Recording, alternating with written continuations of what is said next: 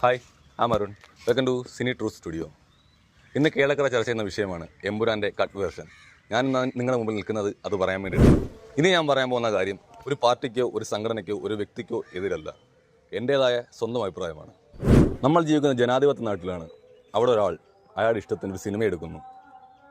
ചിലരുടെ താല്പര്യം മൂലം അതിൽ സീനുകൾ കട്ട് ചെയ്യുക, പേരുകൾ മ്യൂട്ട് ചെയ്യുക, അതൊക്കെ ശരിയാണെന്ന് നിങ്ങൾക്ക് തോന്നുന്നുണ്ടോ? അത് ജനാധിപത്യ രാജ്യത്തിന് ചേർന്നതാണോ? ഈ സന്ദർഭത്തിൽ എനിക്ക് ഓർമ്മ വരുന്നത് പൃഥ്വിരാജിൻ്റെ തന്നെ സിനിമയായ ജനഗണമനയിലെ ഒരു ഡയലോഗാണ്, ഈ നാട് ഒരു തന്നെ തന്തയുടെ വകയല്ല എന്നുള്ളത്. നിങ്ങളിങ്ങൊരു പ്രശ്നമുണ്ടാക്കി ആ സിനിമയിലെ സീനുകൾ കട്ട് ചെയ്യുന്നത് കൊണ്ടോ ആ പേരുകൾ മ്യൂട്ട് ചെയ്യുന്നുണ്ടോ ഇതാരും കാണുന്നില്ലെന്ന് വിചാരിക്കുന്നു. ഇത് ഓൾറെഡി ഒരുപാട് പേര് കണ്ടതായിരിക്കും.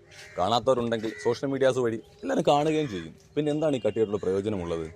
ഈ പ്രശ്നങ്ങളെ ഭയന്നിട്ടാണോ, അതോ ഈ പ്രശ്നങ്ങൾ കൂടുതൽ വഷളാക്കണ്ടെന്ന് വിചാരിച്ചിട്ടായിരുന്നോ? അറിയില്ല. ലാലേട്ടൻ ഒരു പോസ്റ്റ് ഇട്ടിരുന്നു ക്ഷമാപണമെന്ന രീതിയിൽ. അത് പൃഥ്വിരാജ് സുകുമാരൻ റീപോസ്റ്റ് ചെയ്യുകയും ചെയ്തു. ഈ ഒരു വിഷയത്തിൽ ലാലേട്ടൻ്റെ മാപ്പ് പറച്ചിൽ വേണ്ടിയിരുന്നില്ല. ഇതുപോലൊരു സംഭവം 2017 നടന്നു.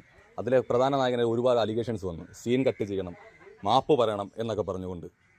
അന്ന് ആ മനുഷ്യൻ കൊടുത്ത മറുപടി മെർസഡൻ നാഷ്ടോടു കൂടി ഒരു പോസ്റ്റായിരുന്നു. മീശ പിരിച്ച് നിൽക്കുന്ന ഒരു പോസ്റ്റ്. സിനിമാ പ്രേമികളോട് എനിക്ക് ഒന്നേ പറയാനുള്ളൂ, സിനിമയെ മാത്രം കാണുക, സിനിമയിൽ നിന്ന് നല്ലത് മാത്രം അക്സെപ്റ്റ് ചെയ്യുക. തുടർന്ന് സിനിമാ വിശേഷങ്ങളുമായി വരുന്നതായിരിക്കും. ബൈ.